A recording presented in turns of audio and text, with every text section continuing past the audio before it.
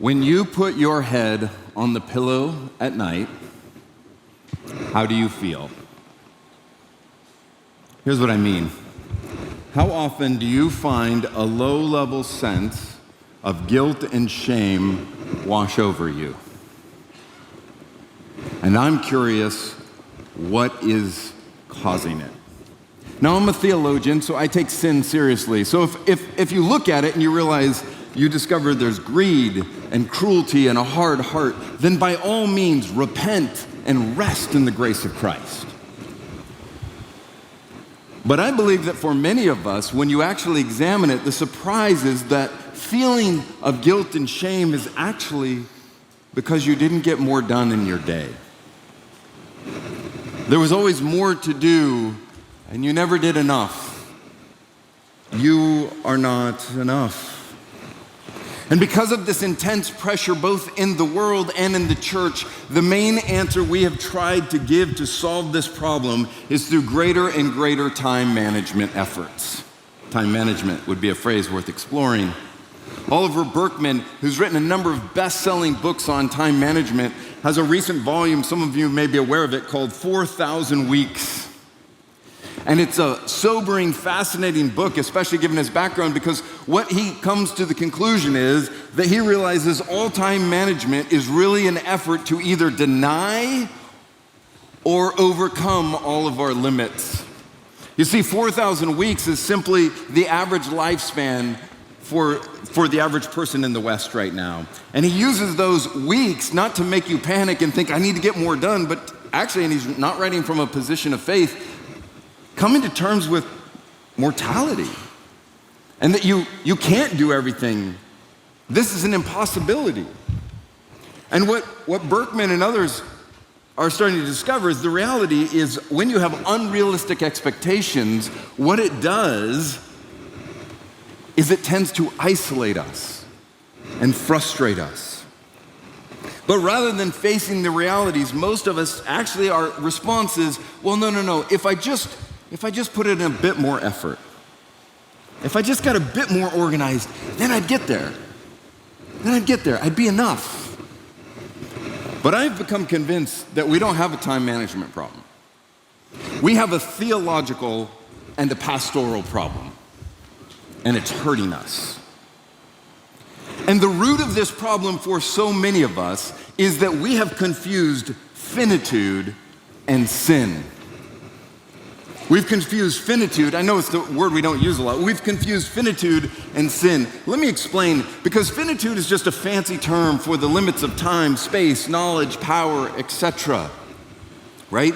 That's what it means. And in Christian terms, it's actually all we mean when we confess that we are creatures. You see, only the Creator is infinite.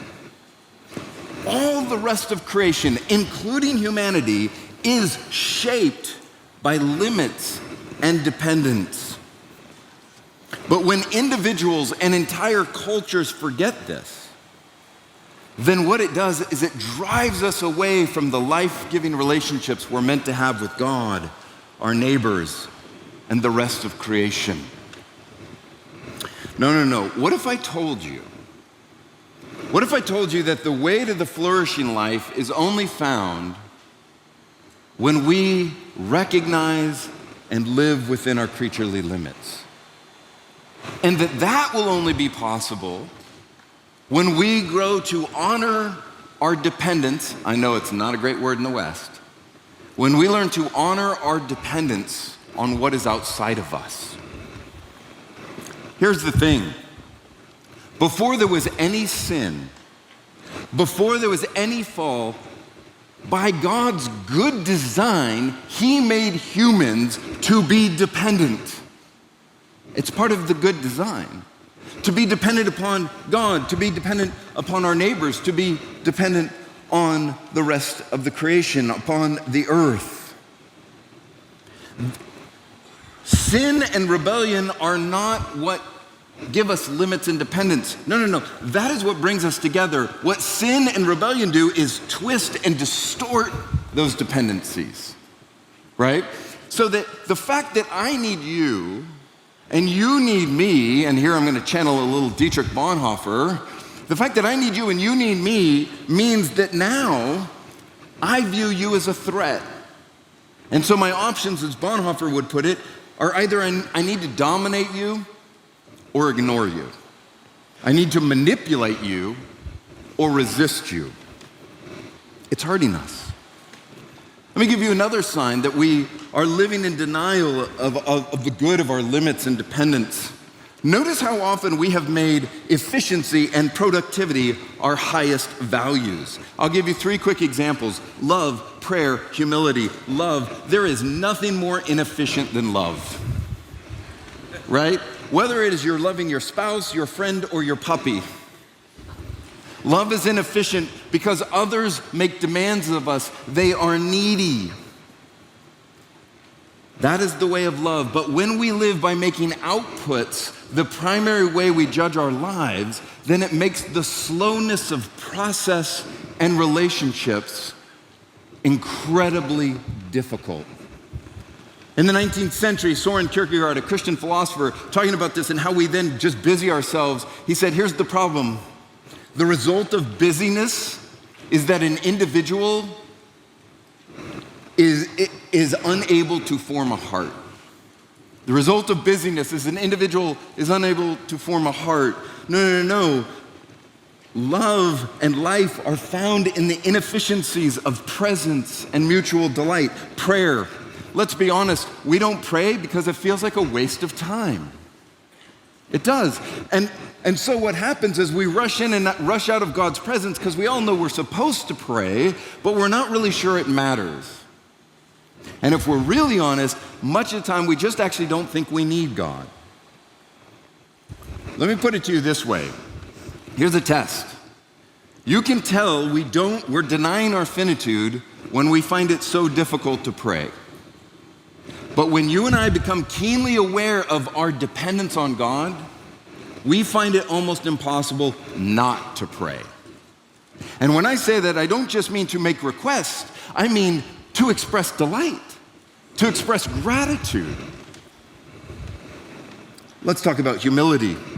If you ask most Christians, why should we be humble? The answer we give is you should be humble because you're a sinner. That's a huge problem.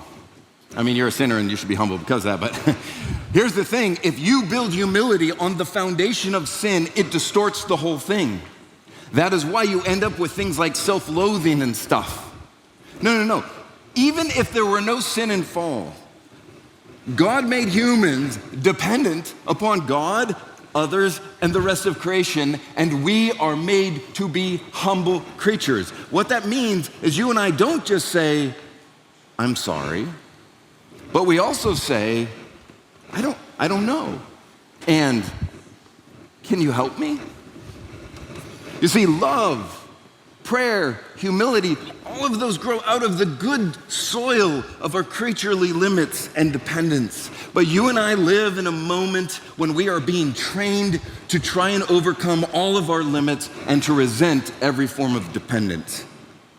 And the unexpected consequence is it is making love and relationships harder and harder. So friends, I have good news for you. You are not enough. You are not enough. And that is exactly why you are enough.